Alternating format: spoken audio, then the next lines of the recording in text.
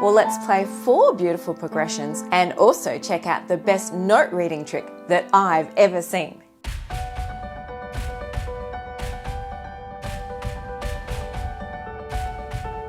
Well, hi there, I'm Kylie and I love to share easy tips and tricks to inspire you to learn the love of music here on piano. Join me every Thursday for new videos, and if you enjoy the content, then please consider subscribing. So the best note reading trick that I've ever seen is actually so simple. All that we need to say is Jibbity Face or Face Jibbity in reverse. While we all know that there's A, B, C, D, E, F, G on the piano and this repeats up to our 88 notes worth, there's actually a lot of relationships that we can check out and be identifying notes through this Jibbity Face idea. So we could have G from down here low on the piano, G, B, D, so Jibbity Face up the piano. We can keep going, Jibbity Face.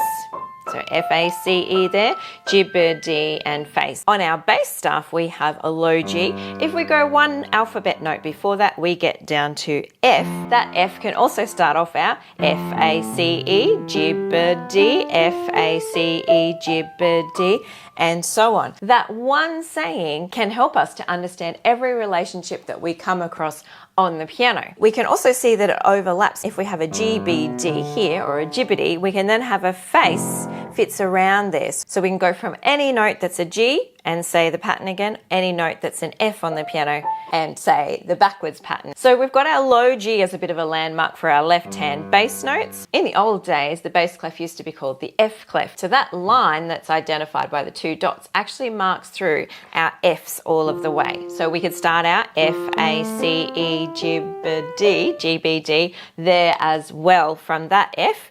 If we go up to our middle C line, that can also be another landmark that helps us out. If we're going higher or lower than C, we know that that's our F-A-C-E and G-B-D, so on there. Or if we're going note higher or a note above, we can always have the relationships too of our alphabet stepping up, stepping down. Onto our treble clef. In the old days, once again, this used to be called the G clef. So we have our G line that we start drawing the treble clef on, is identified here as the second bottom line, and we can play from our G, B, D, F, A, C, E, and upwards from that G. Of course, one note lower we know as our note F, going backwards in the alphabet, F, A, C, E, and then G, B, D, F, A, C. So we can go up the notes here from our spaces starting on that bottom F. Another final landmark to have in mind is our top F of our right-hand treble clef, Jibbity or G-B-D, and F at the top. Starts us off on all our high notes. So if we keep skipping up there, we can say F, A, C, E, G, B, and so on. So Jibbity Face is a fantastic way and the best trick to be able to work out all of our note relationships. Looking at some old Bach partitures and number 6, let's check out. We could sit down and work out all of our notes, working around our Jibbity Face, Face Jibbity, where they all start, and drawing every note on as we go. But when we're note reading, we actually aren't working out every single note. My brain doesn't have time to go C, D sharp, F sharp, G, A, G, F sharp, even slower without glasses on. C sharp, E, G, A, B flat, A, G, D, F. Now D natural, F natural, G sharp, A, B natural, A, G. We don't have time for all of that data to work out every single note name as we're playing. It ends up becoming irrelevant because we are actually following 4 little steps that I'll show you now with these 4 improvs today. So number 1, let's check out our relationships between a note that is here, beginning with our F-A-C. We have our third space, leads up from our F-A-C-E spelling there. We have our C. The next note you can see is another C and another C. So the first step to look for is any notes that are in the same space, or if they're on the same line, we need to know that that is going to be the same note. So often I see people, whether they're listening or note reading music, it's easy to forget that some of the notes are actually repeated. So we go hunting for this note that's lower or hunting for this note that is higher, but remember that there are the same notes as well. So if it's in the same space, we're going to repeat it there. So let's do 4, Now, if we have a repeated note, technically, we want to make sure that we're just dangling a little bit. We don't want our wrist to be down and trying to play this. We don't want to be doing just a finger. We want a little, kind of a little shaking or a little shudder action, kind of coming from our wrist there. And let's just put an A underneath and an F, G, back to A. Let's now do it on an E note. 1, 2, 3, 4. 1, 2, 3, 4. All those notes actually match, and if we're note reading, then we're just reading what's there. If we're improvising though, we might want to hear if there's a little clash. We might want to change the note maybe by a step or by a skip to get it to match to the chord as well. So let's have a little play now back to our C. F bass. Let's go up one. Back to our C. Let's go down this time. Our next hint for looking at our note reading is to watch out for steps. So if our notes are stepping down on the music or stepping up on the music, we can see that we're going from space to space, or line, space, line also would be another option, but just doing one little move on the music is our step moves. So let's start from our C in our right hand. We'll do just the right hand only first of all. Let's read our notes here with our C. So that's our F, A, C. Is how we could find that note there on the music. And then we can see the music steps down, step down, and a hold because it's not coloured in there. So C, step down, hold. And then we can see that it happens again. So C, step down, hold. Now the music steps up one, step down, and hold, and then step up one to finish. Okay, let's add some bass under that. So we have C in the right hand, A in the left hand. Here we go. C, step down, wait. We're going to skip the bottom note down and we're going to repeat the right hand.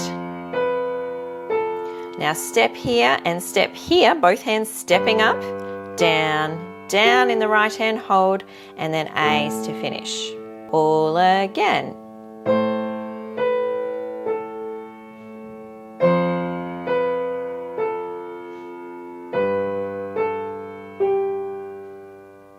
If we want to make this extended now to be a little bit frillier, let's put it up the octave. And let's also add a beautiful harmony under the right hand, might be a sixth. So a sixth is 6 notes away. We'll play those together.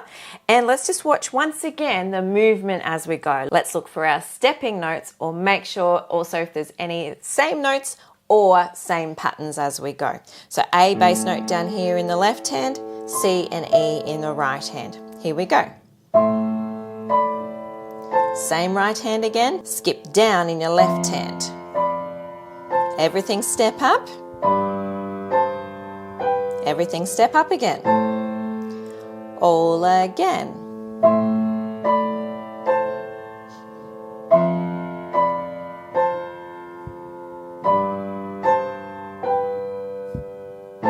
And one step harder, just because we can. Let's make this left hand really interesting now with my favourite left hand bass run. It's going over to the 10th there. So first note, 5th note, 8th note, 9th, 10, over we go. So A, E, A, B, C. Let's do that with both left, both, wait. Oh, let's tap it as well. Both left, both. Again, both left, both. Here we go. Both left, both. So right hand's just stepping down. Both, left hand E, both, left hand B, both. One more time. Both left, both. Change your left hand, keep your right hand the same. C and E starts us off again. F on the bottom. Both left, both. We get some beautiful harmonies there. Let's do it again. Both left, both. Stepping up here to our B and our D. Left hand G bass. Let's Let's do it again. Both left, both left, both. And let's finish on our A and C and A. And over we go for our 10th there. So again, A, E, A, B, C. Let's do it all again. C and E, A. Let's go.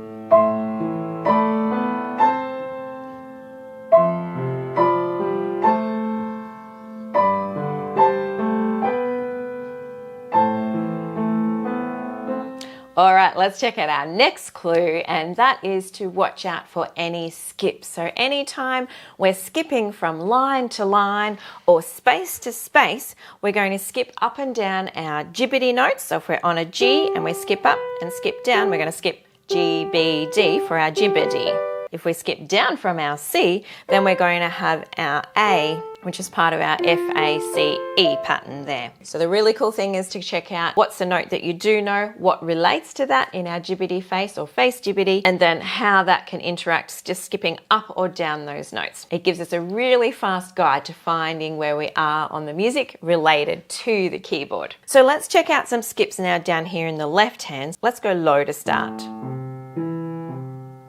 So A, skip up, skip down, skip down. So that's our left hand pattern then for this next progression.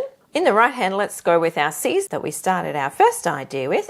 We're just going to repeat some C's while our left hand plays up and down our skips from our A, C, E, A, C, E, C. Then skip down to our F bass note. Let's step out to our B here with our G on the bottom. Let's bring it up actually. F pattern,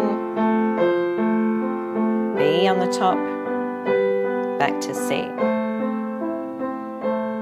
So check out how those skips look down the bottom there. To extend our improv, let's add some thirds here in the right hand. So we had our C, let's add our little thumb underneath, so a skip down in our right hand, and we'll hold those again while our left hand repeats. So C and A, again, stay there, change to your F, B. So watch how those thirds move in the right hand. So C and A, same notes, same again. Step down and step in with your G's. I'll play it all again.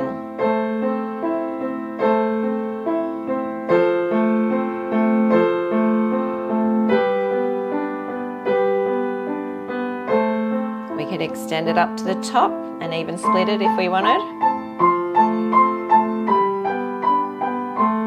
We might do doubles.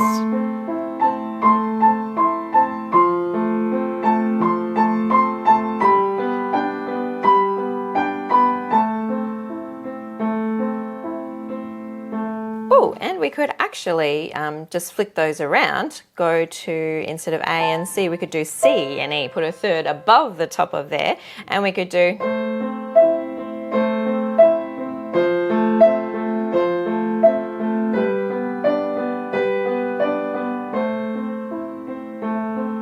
swap them.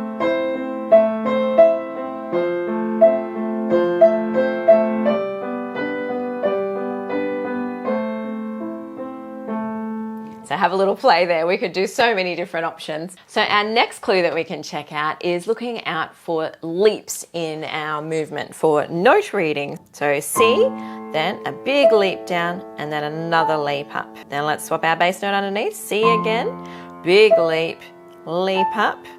Then let's step up here, big leap, leap up, and then to our A. And you can also notice here that we're actually leaping around a chord pattern. So wherever possible, try and check out what patterns are happening, if something's repeated, if something's changed, if it relates to a chord that you know.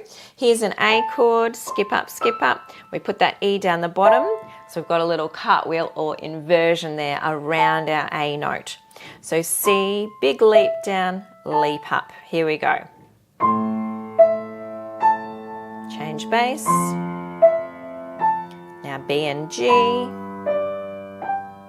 and A. You can even add that on too if you wanted.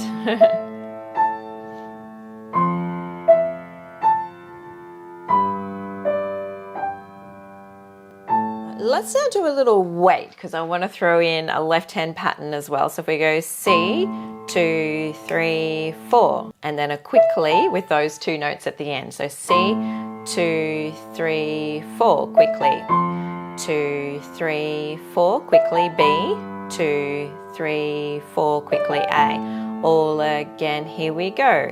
C, 2, 3, 4, quickly. 2, 3, 4, quickly.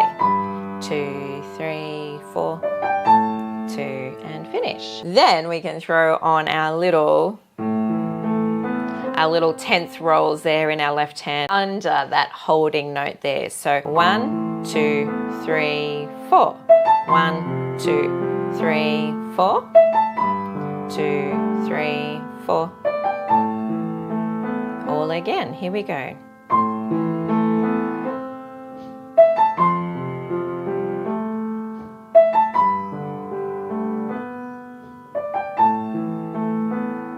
And as always, have a go at mixing all of these ideas around in your own little improvisation. So today we just had the A minor pattern, A minor on F, or becomes F major 7, G chord, and then A minor returning there again. So have a play, and it's always great to build our skills in both worlds, whether we love improvisation and we're really into chord progressions and making up our own thing, or whether we love picking up music and just being able to open that whole world and note reading away with other people's ideas. I think we can be inspired by both worlds, and I was a bit sad that I had such a note reading classical training that I hadn't opened that world to improvisation for a very long time, and all that enjoyment that can bring from creating our own ideas and playing with it.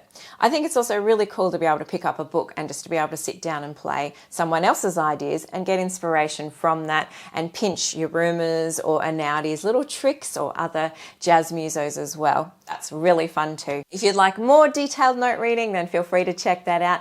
And also I'll link to some other improv videos for your fun this week. Have a great one. Ta-da.